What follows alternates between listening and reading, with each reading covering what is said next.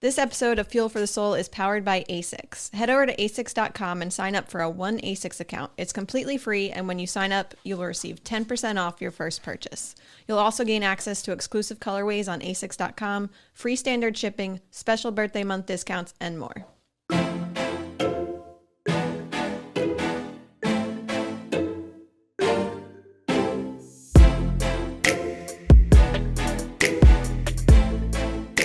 Is everybody excited to be here? Woo! Is everybody as excited as I am to be here? Yeah, no, you're not. Trust me, you're not. This is something I've been looking forward to for a very long time.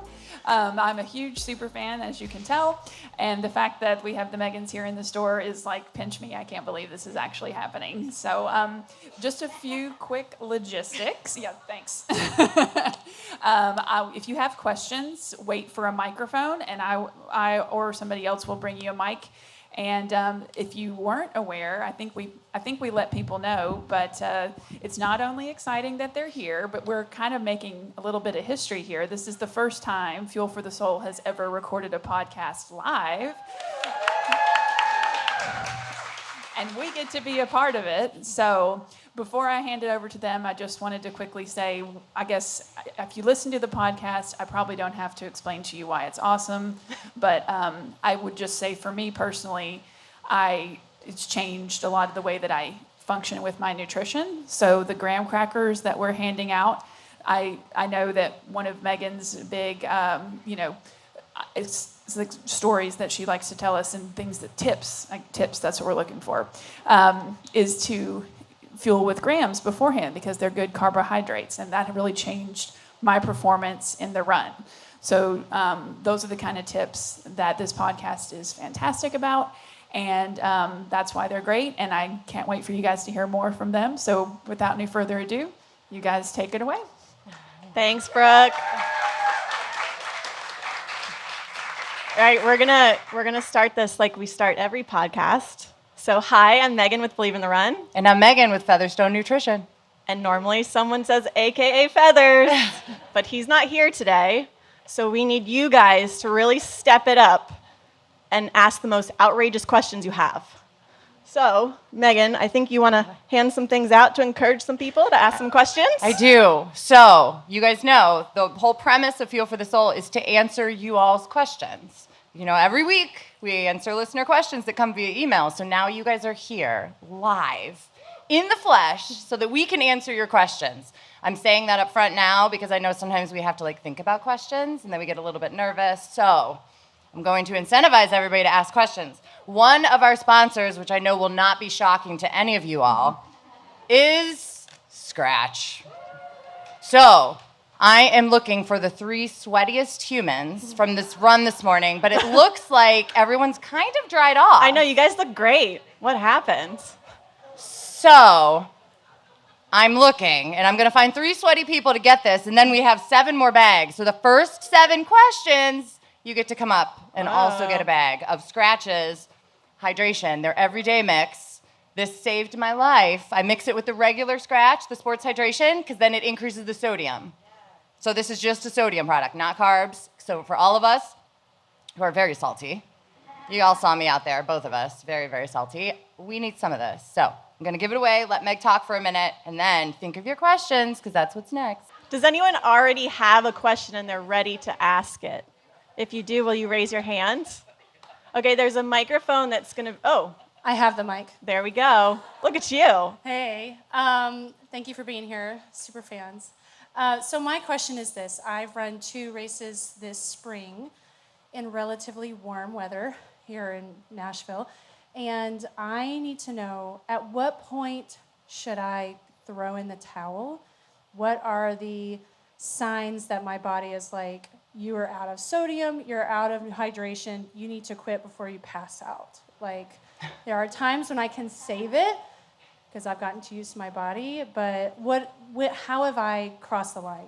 Yeah, so, we're in Nashville right now, in case anybody didn't catch that who's listening. It's hot. It's real hot, real humid. Everyone's nodding. I don't have to tell you guys this.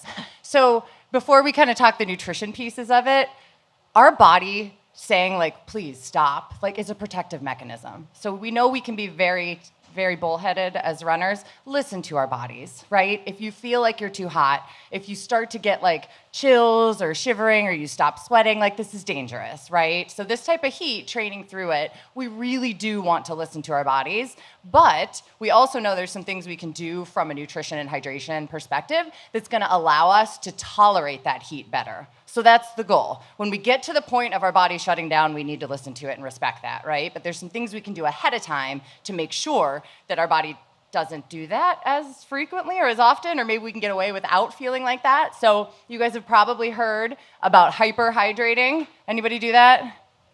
I love it. Look at it. Oh my gosh, it was like 3/4 of you guys. I love it. So really, it's if you think about it, you go out to like a high sodium meal, you wake up the next morning and you're kind of swollen. Like we are intentionally trying to do that. So there's some really good research studies. If we jack up sodium and fluid the night before, 12 to 14 hours before we're gonna actually run, our bodies are smart. They'll get rid of it over time, that we can actually expand our blood volume with extra fluid, extra sodium, so that we sweat through that first before we dip into our normal stores, which then impacts performance and we feel like exactly like you were just describing. So that can be incredibly helpful. Think ahead.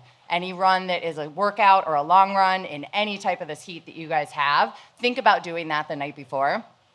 There's a million sodium products out there right now. You can also do it through food, right? Add some salt to your pasta water and then some extra salt to your tomato sauce. Add a bunch of soy sauce to your rice. Eat a pizza, right? Seriously.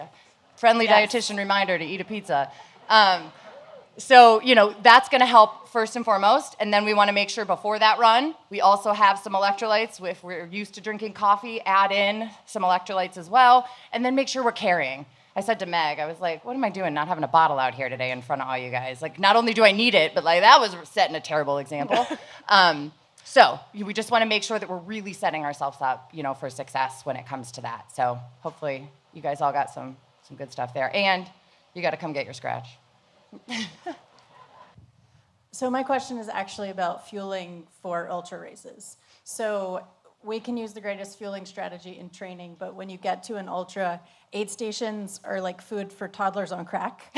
So how do I balance a regular fueling strategy with eating all of that crap during the race, which I've conditioned my mind to be excited about? Like when I get to the next aid station, I'm gonna eat a quesadilla, I'm gonna have some Coke, so how do I find the balance on the fly in the race? I love that. Well, I think the Ultra World does a really nice job of telling you what's going to be at most aid stations. I know some doesn't, but if you can have a clue of some of the things that you might be able to have, you can build that into your fuel plan.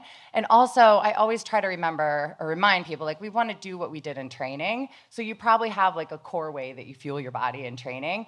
Then use the aid stations as like a bonus. It's like some extra levers to pull because you don't know what you're going to need when you're out there as long as you're out there in an ultra. So sometimes you might be like, all I need right now is a grilled cheese, so you have those options. But I would use those as like an accessory to our fueling plan, making sure that like if you have gels or chews or peanut butter sandwiches, or some people use like tortillas with a little bit of peanut butter rolled up, they can just gnaw on, things like that. And just kind of balance it as far as that goes. And then also making sure you have whatever electrolytes you want to like refill in case they don't have what you need, and then you can use their water and refill with your own electrolytes. So I would kind of have a little bit of a plan. It's shocking that I think people need a plan instead of just like winging it. Like, I think I'm gonna eat M&Ms at this one. Because you're right, you don't know like how things are gonna sit in your stomach. So like practice as much as you can with it, but kind of use both. Does that answer your question? Okay. Are you suggesting that she practice training with quesadillas? I mean, and margaritas too? Okay. I mean, do you guys want to run an ultra now? Like, yeah, like I think we're going to we'll ultras now. Yeah, this sounds good. I'm good. Okay. So for any of us aging runners who might have like tendon issues and need collagen, what products have y'all found that don't taste like cow hooves, toenails, disgusting animal parts, because they're gross? I mean, it's funny you asked that when I have a hat on. That is I was a product not planted, by the way. for collagen.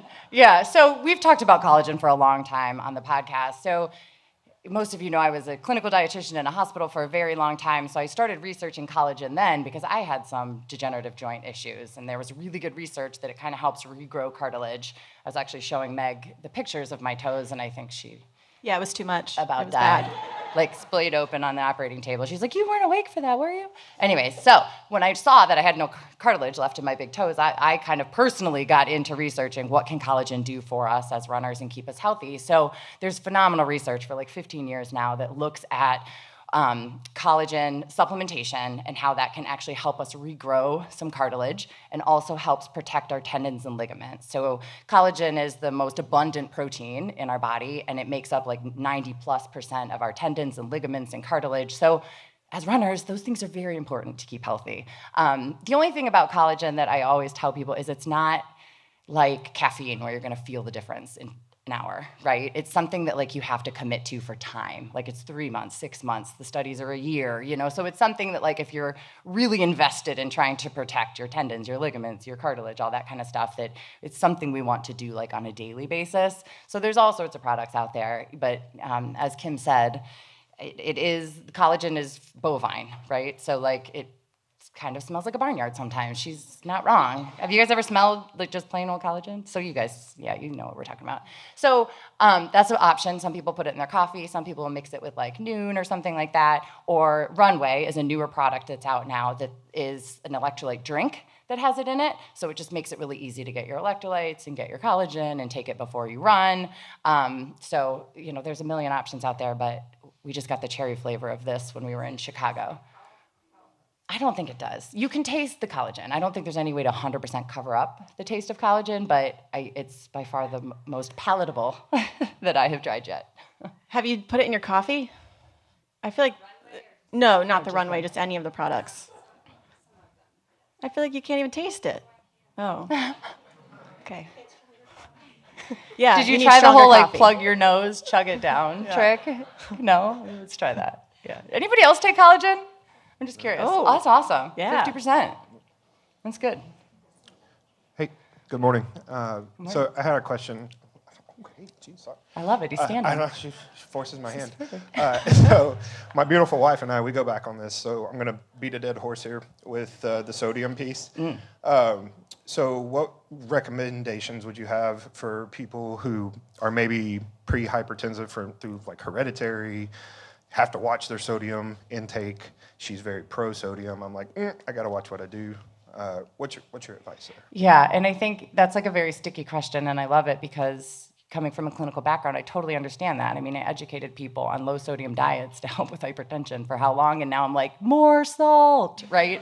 So I think it's so important for someone that has hypertension, history of hypertension, family history, to really know what they personally need. So like we saw out there, like if you would have scanned around looking at each other as we were out there, some people were barely sweating, some people were crazy sweaters. And then two, when we're soupy like that, we can't see the salt, but like if you let it dry or you throw your clothes in the ground and forget to wash them and you notice they're salty, those would be cues that like you're a really salty sweater or it's like dripping in your eyes. So regardless of our blood pressure, our history of it, it's important that we replace those losses. So for someone like you, I would recommend like kind of getting to know where we're at with those losses, which the average person, if you step on the scale and you've lost a pound, you're losing 900 milligrams of sodium. Like that's average. Some people are higher than that. Some people are lower than that. So if you know, like I lose 2 pounds of sweat every time I run an hour, then that's 1,800 milligrams of sodium we need to replace somewhere. So that's kind of a good way to start if you want to be careful, because I get that too. I have like a crazy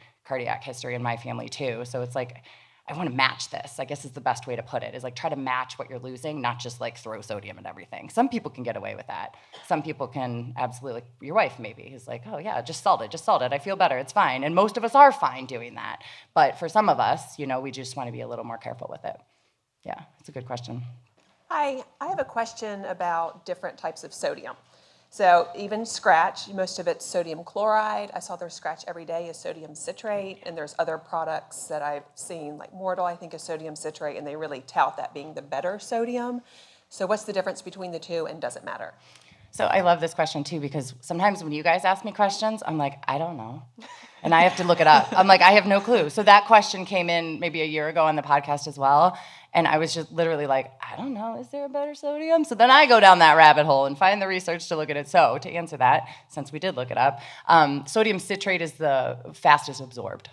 So like if we're looking for something to take during a run, sodium citrate should be absorbed faster. And then there was some research to show that it's a little more gentle on our GI tract. So like some people, when they scale up sodium, it actually bothers their stomach. Most people it doesn't, but you know, if that's you or if you're prone to stomach issues, I would probably look for a sodium citrate product to use during.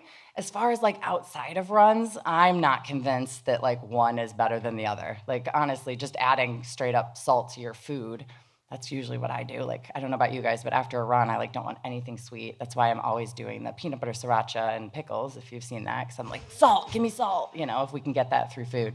This poor guy out here is like, what is she eating? Did you see his face? He was like, ew. Okay, come on, who's tried it? 3 people. I mean, Megan, it's weird. Let's It is be weird. real. It's so weird. It's so weird. She won't try it. No, I'm out. No. Yeah, see? So we got a team. Who's on Team Meg, be honest? Most people. Most people aren't trying it. CV, I see you. I have a question about sleeping. So oftentimes after a longer run, I have trouble sleeping at night. I don't know if it's just increased cortisol, something like that, but anything with nutrition or recommendations for just kind of helping the body level out after a longer run to sleep better. Do you run, like when you run in the morning, you have trouble sleeping at night, or are you running close to when you're going to bed? Really either one. Either? Yeah. Is it just on long run days? Yeah. So there's a couple things you could do there. One, I'm wondering if you're dehydrated. So we have more of like that restless leg syndrome when we're dehydrated.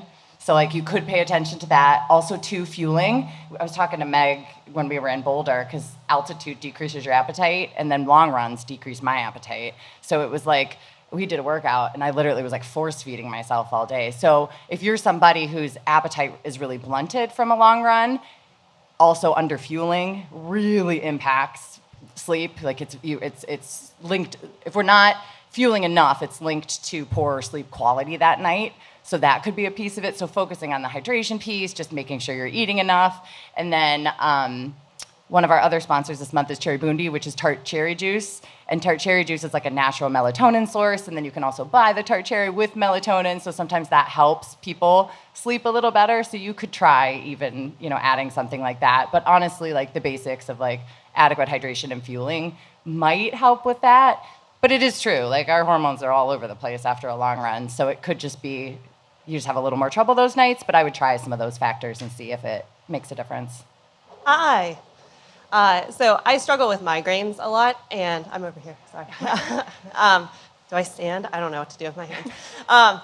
So I struggle with migraines a lot, and within my running journey, as like I kind of push a little bit harder, I start to kind of lose my vision and start getting migraines. And on my sodium journey, I've learned that, wow, sodium makes me feel a lot better.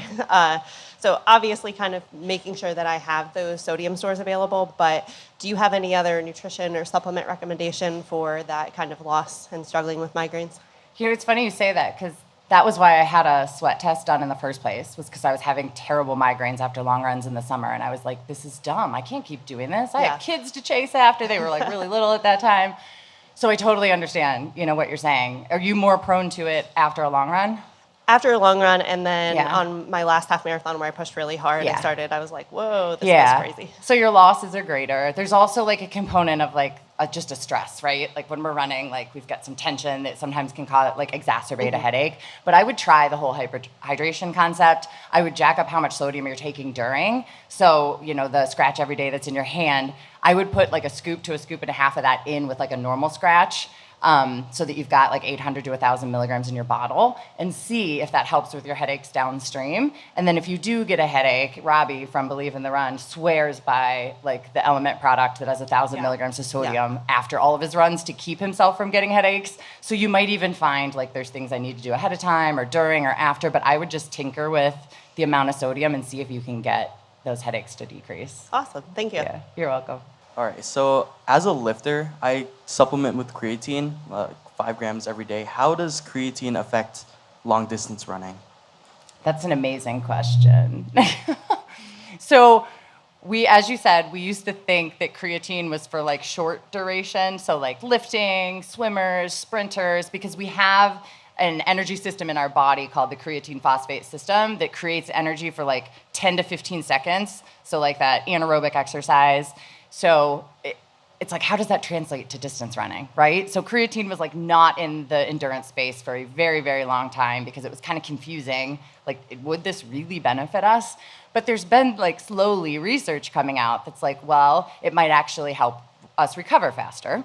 And then the other thought is, if we have those stores loaded and we want to try to have a sprint finish, right? Everybody's watching the Olympic trials and we're seeing them, all sprint to the finish. There actually is some research that if we're taking creatine, that we'll have those stores stocked, and it's not like we're gonna use those up in the beginning of a marathon. We'd use them at the end when we're trying to sprint to break a time that we've tried so hard to break, So it could potentially help with those things. And then the other thought that a lot of people are having is if we're taking creatine for those short bursts of strength or like track workouts, are we potentially gaining more fitness because we have that on board, even though it's not necessarily helping our race? Does that make sense? So I'm kind of on the fence with it right now, to be completely honest. Like, I think it might help runners, but I'm not to the point where I'm like, everybody needs it right now. I think there still needs to be a little more research on it.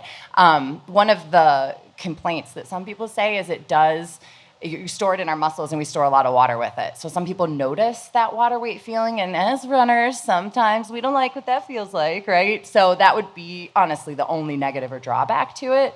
I think if you're noticing that it's helping and a difference, then it would be kind of the recovery, those high-end performances, sprinting, that kind of stuff that you would notice the difference.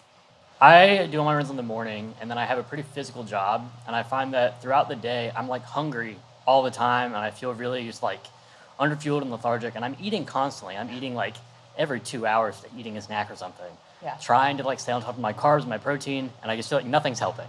Yeah. So any advice that you would have for that? You've got one of those metabolisms that's through the roof that everybody out here is like, I wish that was me. Yeah. He just keeps eating and he's still so hungry. So you bring up a really good point. Like, when somebody comes to me to work one-on-one, the questions I ask is like, what's our training load? Really trying to get a feel for like how much energy expenditure we have from any type of activity. And then I ask, what do you do for a living? Most people are like, I sit on my butt behind a computer, but you are moving your body all day. So your nutrition needs are significantly greater. So we have, how many calories we burn at rest, right? If we were laying in bed all day. Plus, then on top of that, you have an activity factor for your work, and then you have your training. So your nutrition needs are probably through the roof. So what I would recommend, it sounds like it's getting annoying that you're hungry all the time. So I would try to get like higher calories, like more dense into meals. I think you're gonna need 3 meals. You're gonna need 3 snacks. Like, I don't think you're gonna get away with like going more than 2 or 3 hours without eating, but I don't want you to feel ravenous between there would be my goal for you. So I would try to, like you said, make sure you're getting enough carbs and protein, but maybe we need to get some more fat in there for like the staying power. So if we're getting all our protein, we're getting all our carbs, check, like that's where we want to kind of fill in with fat to try to keep ourselves fuller longer. So like, for example, liquid calories don't register as quite as filling for most people. So like if you made a smoothie that had like your protein and a bunch of like a banana, but then you put like a bunch of peanut butter or something so that you're getting like a higher calorie in like the same volume, something like that might really help. Higher calorie, like granola bars, things like that, trail mix. Dried fruit is a little denser than eating an apple, so just kind of trying to get lower volume, higher calories so that you feel a little fuller. Yeah. This sort of hits on a couple things you already covered, but I do creatine, protein, added to protein. My wife does protein and collagen. I want to add the collagen to my thing, and she's like, well, you shouldn't do the protein powder and the creatine and the collagen, all at once. And I'm like, why not? Yeah. Is that okay? Yeah, I love this. See, sometimes we try to make things too hard. We don't need to make it hard. Just put it all in one thing. Yeah. Okay. So to really answer your question, creatine doesn't matter what time we take it. Like, there's no timing optimal for that. Anytime we take it, we're going to load the creatine into our muscles. It really doesn't matter from a performance standpoint. Protein, we know we need after a run. We don't necessarily want it before the run. So that would be a timing piece. So you could take protein and creatine after a run. Technically, collagen works the best if we take it before the run. So the research in it is taking it like 45 minutes before the run, because if you think about it, the places we're trying to get that collagen or those amino acids is like very poor blood flow. Has anybody had Achilles tendonitis, high hamstring tendonitis? It takes forever to heal. It's wicked, right? So like the concept is if we take that collagen before, we're going to have better blood flow to those areas so that we can actually get that there. So my only thought with what you were saying is if we truly want the full benefits of collagen, we should move that to before. But then everybody's like, well, what if I don't take it before? Is it still helpful? There is no research to say yes or no, but my gut is it's still helpful, just maybe not as helpful. So if you want to keep it all together after your run, if that's easier for you and you're like, there's no way I'm going to get my collagen in before, I think that's fine. Yeah. What about the sodium in a liquid versus the chew versus a capsule? During runs? Well, I've done all Or of them at different times, and but like in the middle of a run, I've actually found capsules that I like easier. But if I take a capsule, will it not be absorbed until an hour later, or so what's the difference between the chew, the capsule, and from a sodium perspective? Yeah, from sodium, yeah. So yeah, we have so many options when it comes to sodium. Like you said, we have chews, we have capsules, we have drink mixes, we have gels with higher sodium in them. Honestly, we're gonna absorb it all the same. So sodium is very well absorbed. Like I know sodium citrate is a little bit better, but your stomach is gonna break those capsules down in a hot second. It's gonna treat it exactly like drinking your sodium. So I would say, honestly, it's a personal preference. Some people can't take a pill when they're running. I haven't figured out how to do that, but you know, I have one client that literally takes her salt tabs with a Morton gel. Like doesn't even take it with liquid. I'm like, she is a champion, right? But some of us can. I see a lot of people like, heck no, I couldn't do that. I can't even swallow a Morton, right? So really, it's just up to you, honestly. Whatever works for you. There's not like a better way. Yeah.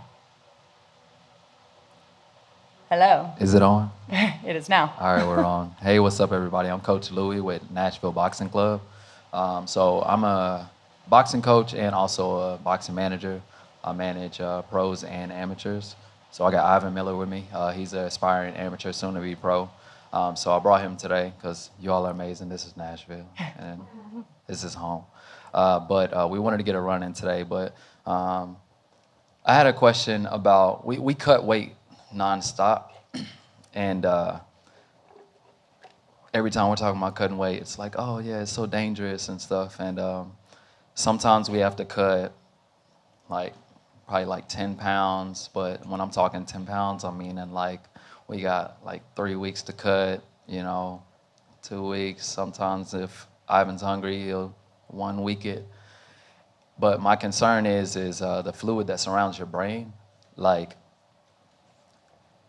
I was curious if you knew anywhere of like how long it takes for that to regenerate, like inside of you, like prior to everything. So that's part of my question. And then the other part is a lot of times we don't have a full 24 hours to be able to replenish ourselves before we fight. So in amateurs, we'll have a match today, which we do have today, actually, but not him. I didn't take him on this run and didn't have him fighting. It's one of our other guys. He has a match today. He'll be weighing in at 11:30, and then it's up in the air from there on what time he'll fight. He may be fighting at 1:30 after he just weighed in at 11:30, or he might fight at 5 o'clock in the afternoon, right? But a lot of times they're so drained, I wanted to see like what would you say is like some really good things if he does have to fight at 1:30 and just weigh in at 11:30 and he's just drained from cutting weight.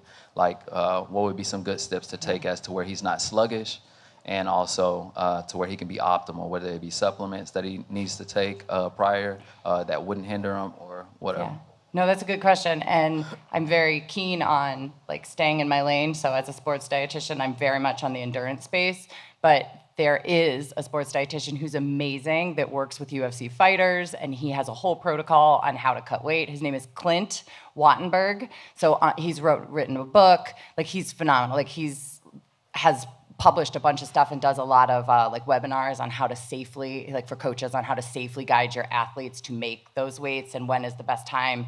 What is the best weight class to be in? Are we trying to achieve an unhealthy one that would then put us at risk for, you know, kind of what you were mentioning? So I would totally point to him as like the guru in that area.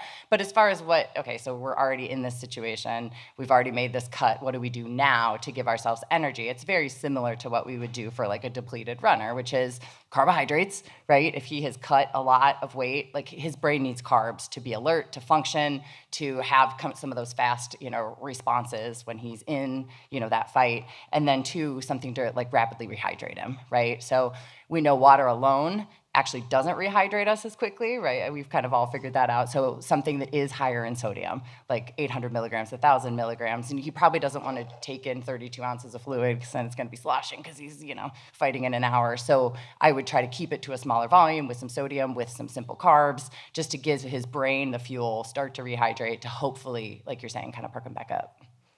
So much. You're welcome. I have a question. What are some good and healthy foods before a cross-country race for teenagers? I love this. We got some kids in the house. Well, I don't know if you got a chance in that van over there, but there's graham crackers all over the place here.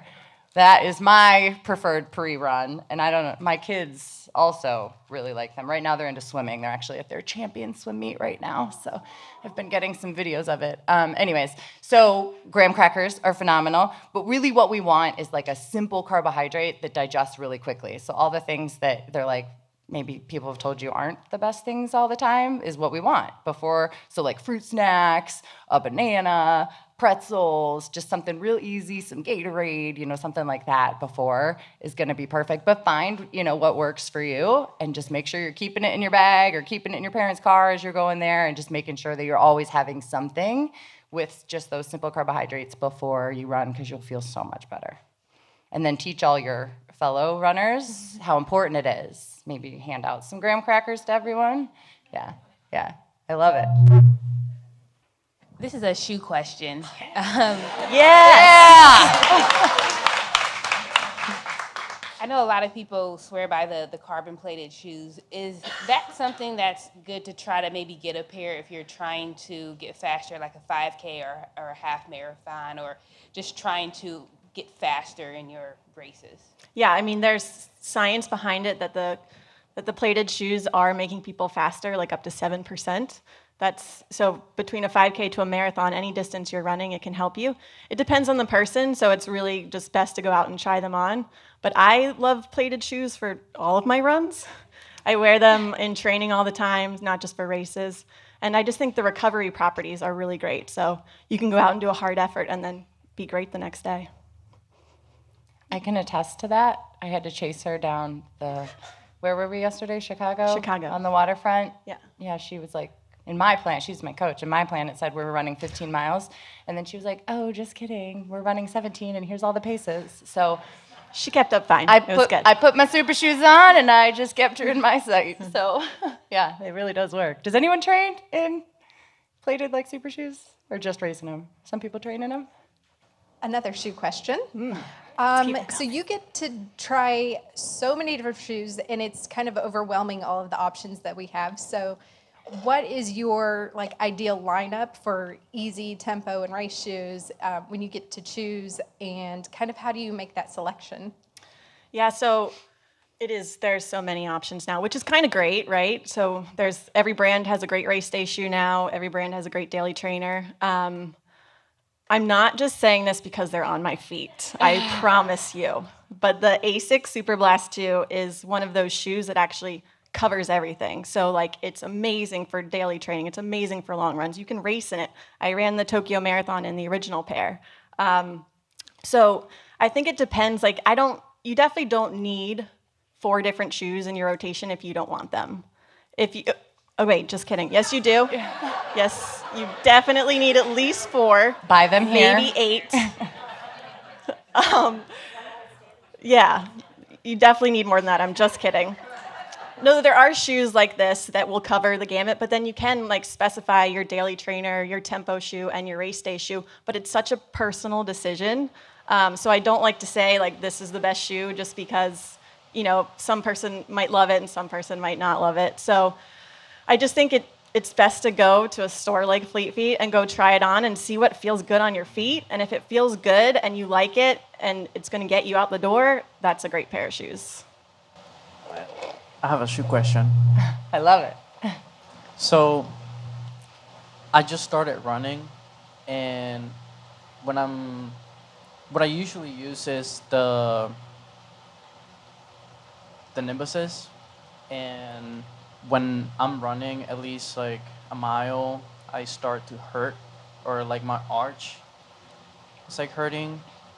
But today I got to use the Super Blast, and they seem to do just fine. So what is the biggest difference between the two, and what should I be looking for?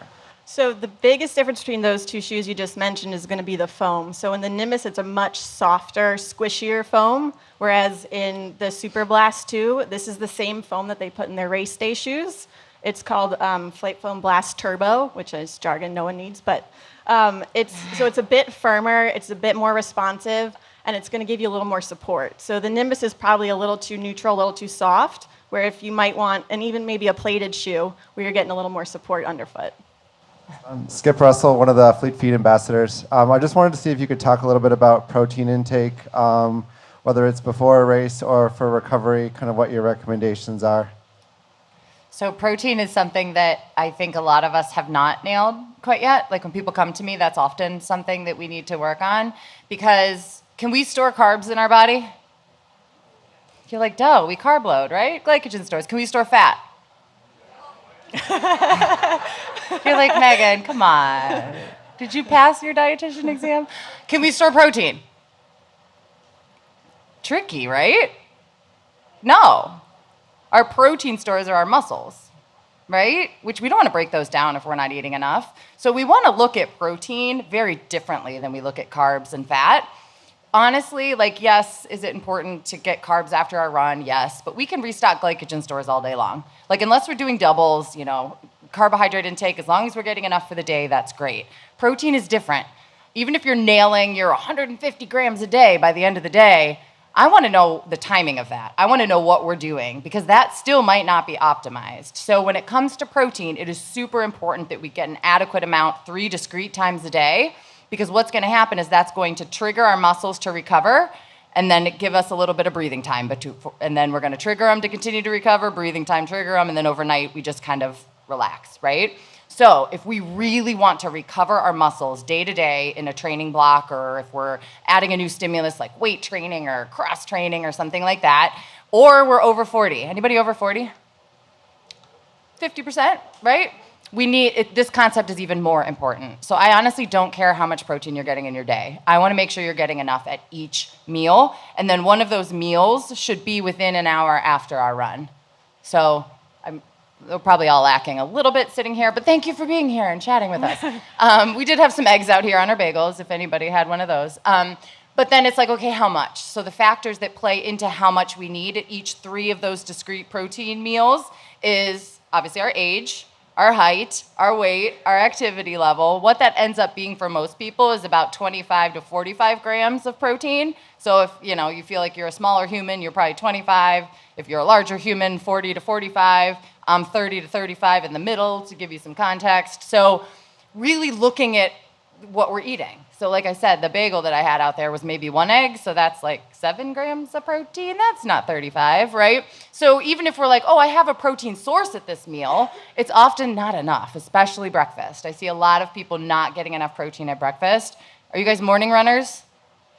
You're like, we live in Nashville. Of course we are. That was a silly question. So if we're not getting enough protein and we're morning runners, we're not recovering our muscles till lunch. That's going to honestly start to grind on us over the years, over the training cycle. So we really want to take a look at how much protein we're getting right after our run. I've gotten in a habit of just slugging back a protein shake as I'm walking in from my run, and then I still eat my breakfast an hour later, but that kind of takes the onus off of making sure I hit it at breakfast, because I agree. Like, that's something I really struggle with. So you can use products like that if it's helpful. If not, just make sure I have tons and tons and tons of breakfast recipes on my website, because I see this as an issue. So there's overnight oats that have 35 grams of protein in them. There's a baked oatmeal. Has anybody made the peanut butter baked oatmeal? It's like Meg's favorite. It's like one of my So first good, guys. recipes. You need to try it. They're the one who taught me you can like make it ahead of time and then throw a piece back in the air fryer. Yeah. It's like warm again. It's like breakfast cake almost, but it's got protein and a lot of it. So if you're struggling with that, that's kind of one of my main things of when I create a breakfast recipe, like let's make sure that it meets the need that most of us aren't always meeting. So yeah, take a look. Take a look at your labels. Take a look and see, where you're at, and make sure that you're really hitting that 3 times a day. Good question. Also, Fairlife is not a sponsor, but They they're should be. so good. And it's like a milkshake after your run. Yeah. So if you want to try Costco, that. anybody get the 30-gram ones from Costco? Yeah. It's a limit of 2, so every time I go, I'm like, 2 more. Yeah. Follow up on the protein question. What are your feelings on casein protein? So casein protein is a type of milk protein, but it's a slower digesting protein. So for people who are trying to put on muscle mass or people who are really struggling to recover, if you take like a casein protein before bed, it's been shown that it kind of prolongs that muscle recovery overnight. So you would still want to focus on hitting your 3 protein goals throughout the day. But like I said, if you're trying to put on mass or you're really struggling to recover, taking something like a casein protein at night, there is some really good research on that. Thank y'all for being here. I follow you both on social media, and I saw your post last night at the United Club, the Work Hard, Play Hard. I love that. And I wanted to ask about the effects of alcohol on the training program. Specifically, red wine, white wine, and how to balance the social restaurant scene with fueling your body for a successful run. Yeah, so we got bougie in the United Club on the way here and had a glass of Prosecco and put it on there. We've talked about alcohol on the podcast a few times, and like we always have people who get really mad at us for certain things we say and people who support us for things we say. And I think the overarching message with alcohol is it's a personal decision. Right? Like there's no one that can tell us right or wrong whether this is something that we should include or not include. But what we do know about alcohol and performance is like there's certainly no benefits to alcohol to our performance, right? But as you're mentioning, for some of us, alcohol is a piece of our social life. So if we choose to keep that in a training cycle, the biggest things I tell people is like the negative effects of alcohol are if we go for a run or we go for a race and the first thing we do is drink alcohol instead of eating food, it significantly delays our recovery, like delays our glycogen restoration. It starts to break down muscle mass faster. So if we're choosing to imbibe, always, always, always have a recovery meal before we add alcohol into the situation, right? And then the second thing is dehydration. So when I'm working with a client, again, I'm like, all right, how does alcohol play a role in your life? Is that something we're doing? Is it something we're not? So if they're like, yes, that's important to me to keep some drinks in occasionally, I always say, not the night before a workout, not the night before a long run, and once it's really hot out, just be very careful about making sure if you have a glass of wine with dinner that then you have some electrolytes before bed to really help yourself kind of balance out the negative effects of the dehydration. As you know, anybody who follows us knows, like we choose to fit it in places because that's what we choose to do, but if people choose not to, I think I totally support that as well. I just think we need to be careful, as with everything in nutrition, with the timing piece of it, right? There's a time and a place for everything, and just making sure that we're not, negatively impacting our recovery or our performance by choosing to add alcohol in. I have a shoe question. I'm a big New Comp SC Trainer V1 fan. Demolished 5 pairs. I hoarded 3 more pairs at home. Sounds familiar. The Mizuno Nia Vista is very much giving homework copying. Do you think that might be what happened? And if so, how good were they at copying the homework? No, I don't think that's what happened. It is a very similar shoe, though. So I think if you did like the original, like that's a great shoe choice now because obviously they're no longer making the SC1. I also told Megan I feel like the Hoka Skyward X is a good replacement for that original. Again, I don't think they're copying, but it's a similar underfoot feel. So if you're looking for something to replace that shoe, that would be a good option too. I think we have the same shoe style. Lots of cush, a plate. Yeah, we got it. All right, so me and my other half, we usually hydrate a whole lot. First thing we do in the morning, but she has to hear this probably from y'all on when it comes to working out. Her physique is amazing, it's phenomenal, but she prefers not to eat anything before working out, whether she has that hour or that 30 minutes prior. She doesn't like to do that, and she's not big on, replenishing directly after a workout too. So I just needed her to hear from you guys. All right. Pre-run and post-run nutrition, or workout, right? Pre-workout, post-workout nutrition. I've said it a million times, and I'll continue to preach it till the day I no longer sit up here and do this. There is nothing more important in our nutrition than surrounding our efforts with solid nutrition. And truthfully, we can get away with not fueling workouts and not recovering for a period of time, but we cannot escape the damage that does to our body and the delay it has in our recovery. I'm assuming she's young.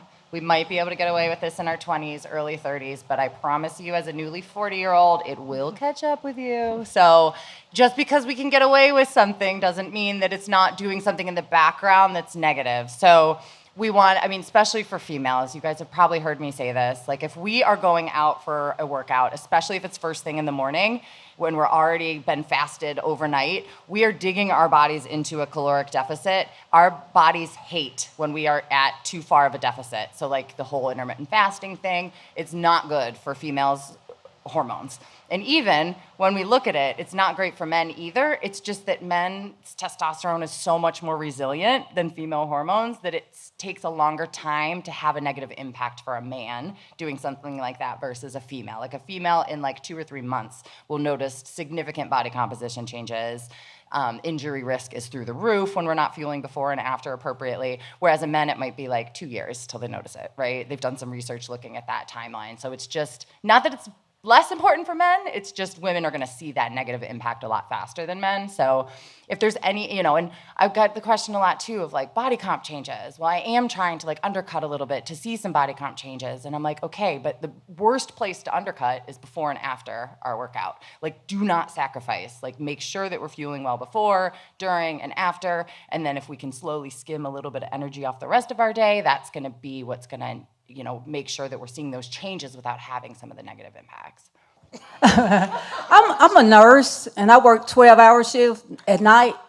What's the proper way to, to eat? I try to cut off around 6 or 7, but midnight when I'm passing meds, I get hungry again. So, I bet. So what do I eat? Well, thank you for being a night nurse, because that is a whole beast of a job. Absolutely. So I've worked with some shift workers too, and it's tricky, especially if like you flop between, some days you're home, and so you're up during the day. Like it gets really hard, right? So I think what I've found people have the most success with is really making sure they have a solid like dinner, whether it's right before their work or like at the beginning of their shift. So still trying to make sure that you're doing that. But then you're up all night. You're gonna need a snack at midnight or 1, right? And then it's just whether you have a full breakfast before you go to bed, or if you sleep for a while and then wake up and immediately have another meal. So it's kind of finding your own structure to that, but I would really focus on one really solid meal at the beginning of a shift or right before, and then let yourself have snacks overnight. I know it's overnight, but that's when your body is working the hardest throughout the day. So it's like you're kind of just flipping it on end, if you will. Hi. Question for you. You touched on earlier on kind of people with sensitive guts, and I know there was a recent episode too on gluten-free, fueling and things like that. Yeah. If you live a life where gluten-free and low FODMAP are absolute necessity, any recommendations in those spaces? That's so hard. Yeah, it's so restrictive. But so for anyone who's not familiar, low FODMAP it's low fructooleosaccharide, and all these carbohydrates that ferment in our GI tract. So someone who has IBS, things are fermenting more in the GI tract than they should be, which causes a lot of discomfort. either not going often enough, going way too frequently, anything in between. So there has been some really good research to cut back on some of these carbohydrates that cause that fermentation, but it's very restrictive. It's very, very restrictive, and it can be really hard. So what I typically recommend for people is if you want to go all in on a low FODMAP diet, then slowly add things back that you don't think are bothering you, because most people from research, not all FODMAPs bother them. Sometimes it's a family of them, right? So for me in particular, sugar alcohols or the added fibers that are in a lot of those protein bars are an absolute no for me. I feel pregnant in an hour, right? The bloating is unbelievable. So, but not everybody responds to them that way. So taking some time to slowly add certain groups back to see if you can kind of diversify what doesn't bother you, I would really suggest, because you're right, it gets really hard. And then just kind of knowing. And then two, this is a question I get from other people too, is it okay to eat the same thing every day? I eat the same breakfast, is that wrong? It's not. If it works and it's giving you everything you need, that's totally fine. So in your case, maybe you just have some staples that always work. And then it's obviously dining out is harder and things like that. But, have those staples and then slowly try to see if we can add some things back so that you have a little more diversity and option. I have a fun question. Not that the others aren't, but this is my favorite question to ask people because it says a lot about you. So the Olympics are coming up, which is going to be really fun. If you were in the Olympics, what would your walk-up song be? You. That's a great question. Oh my gosh, it's so hard. Walk-up song. I can't think right now. You make me do this after I run out there in that heat. No. The only song that's coming to my head right now is my kids got a dog from Santa, and they named her Eve, and then I just keep singing, who's that girl? La la la la la la la la la. Okay, that's solid. Eve's that girl. So I'm maybe that would be my walk-up song, but that's my dog's name, not mine. Maybe she could be with me as we walk into the Olympics. What's your walk-up song? Right back. I say Murder on the Dance Floor. Ooh, that's good. Would there be some spins involved, as you walk in? Yeah. Okay. Yeah. Yeah. Yours would be Fall Out Boy or something, wouldn't it? Maybe. I feel like I should know this. I'm mad I don't know this. Are you ready for it? Oh, you're right.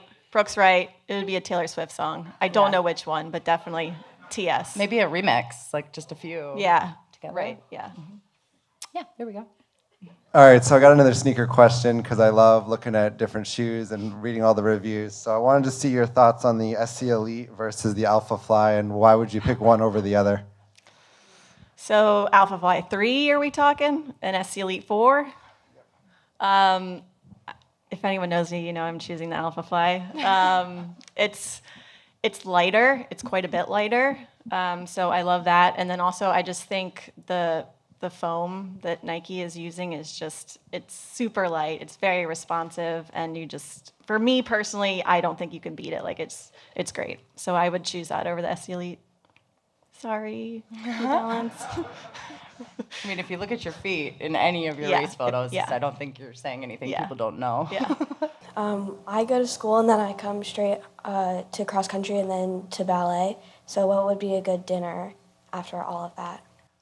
I think we need a snack between cross country and ballet. Do you have a snack between? Sometimes? Yeah. That's perfect. Yeah. And then you guys eat dinner, your full meal afterwards? So that can be tricky. So for anybody listening, they're asking late at night, what would be a good, dinner to eat? So typically when we look at research of does eating right before bed impact our sleep quality? If we're eating something that's very difficult to digest, the answer is yes. So we would think about what are some things that sit really easy? So do we do something like a grilled cheese with a banana or something like that on the side? Do we make a smoothie that's got some protein? Again, that's very easily digested. You're basically blending it and doing a lot of the digestion for your stomach, Whereas I probably wouldn't do something like a massive Chipotle burrito that has beans and beef and cheese and things that take forever to digest. So I would just keep those nights really simple, which is also helpful for you guys if it's late and you're I don't want to make a whole meal. Or even a peanut butter and jelly sandwich and a Greek yogurt. just something super, super easy. Yeah. I have a nutrition question as well, and you kind of alluded to this when you were talking about body recomposition. I feel like especially for females, there's this constant push and pull to be like smaller but want to perform, and I feel like that mindset is really hard to overcome sometimes. So when you're working with clients who are kind of stuck in this mindset of like, I need to eat less, so I weigh less, so I can be faster. Yeah. What like signs do you tell them to look for in their performance that's maybe beyond that number on a scale? I think that's something that's a lot of us struggle with. I agree with you. I think that is more common, and I think people are almost afraid to admit to what you're saying these days because there is such a push on adequate fueling. But I think it's also important to be honest with how we feel, and a lot of people feel exactly like what you're saying. So I have tons of clients that'll come to me with a performance goal, and then I'm like, anything else? Anything else? And they're like, and I'm really unhappy with where my weight's at, right? So like a lot of people kind of have these push and pull goals together. So my favorite thing in the world is to fuel adequately, and maybe we discuss whether undercutting a little bit is helpful or not. And at the end of our time together, which is often 3 months, people are like, I don't care about the scale anymore because my performance is so strong. And that's like what I'm like, okay, we've done it. We have mastered this, right? But that takes time. So to your point, as we are starting to make sure we're fueling well before, we're fueling well during, we're fueling really well afterwards, all of a sudden we realize we can bounce back faster and we can hit that workout. I can hit paces I didn't know I could. I'm not dead. I can function the rest of my day and get my grocery shopping to have the right foods in the house. And in the end, we often do see some body composition changes when we can do all of that right. But those concerns or focus on our body and what it looks like start to like wane as performance starts to increase, because we can gain so much more body confidence from performing well, right? Like a number on the scale doesn't give us, what's it give us, right? We're just chasing something new, chasing something different, want to fit into some, but when we really see that performance, that's where we're stuck, that's where we're hooked, right? That's what most people care about the most, even if we don't think we do. Once we start feeling better in our runs and performing better, we're hooked, right? We're going to do the things we need to do to fuel our body well. So, yeah. Wow, this is a lot of pressure. Last question. So I'll try to pull it together from things we've heard. Oh, good. I get creatine. I understand now. Okay. Collagen, taking it. Protein. Hard to get all the protein in a day. Super. Make sure you fuel. Get the sodium. All these things, all these words. I got it. At the end of the day, where is the time for real food? And if I had to ask in one word, my one word question is fiber. You want to know how to get fiber in?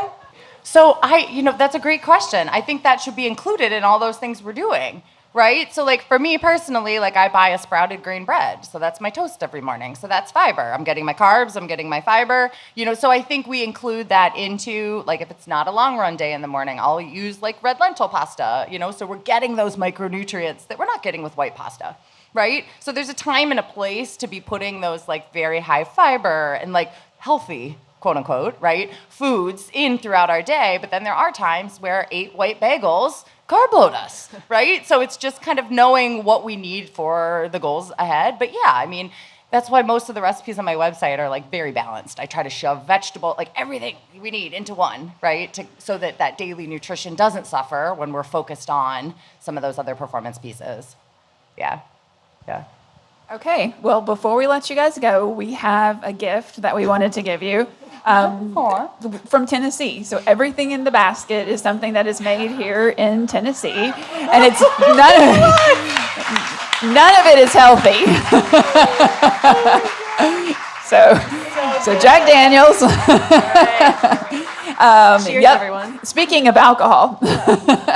And I really so like Mountain bourbon. Dew's made in Knoxville, and Jack Daniels is made in Lynchburg, and Goo Goo Clusters are also not healthy, but amazing. So we saw this sitting back there, and I was like, you think they'd care if I cracked that open before the podcast? It's yours. Turns out it really was for us. So Yep. Thank you guys. So thank you very much for being here. We're really grateful to be part of this, and you guys are awesome. So let's give them a round of applause, everybody.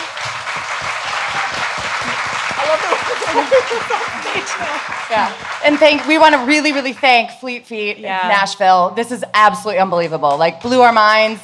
First live podcast. Thank you all for being here. Thank you, ASICS, for being a sponsor of this whole tour and a sponsor of Fuel for the Soul podcast. We really couldn't do all that we get to do without all of you guys. You guys are amazing. I honestly wasn't sure people were going to have enough questions, and here we are an hour in, and you probably have 20 more. So you guys were amazing. We do have one more request. We need that microphone to go to Georgie. Well, all of you diehard Fuel for the Soul fans know that at the end of each show, what does Thomas say? So how fun would it be if on the count of 3 we all say it? So 1, 2, 3. Peas and carrots. Thank you all. Thanks, guys.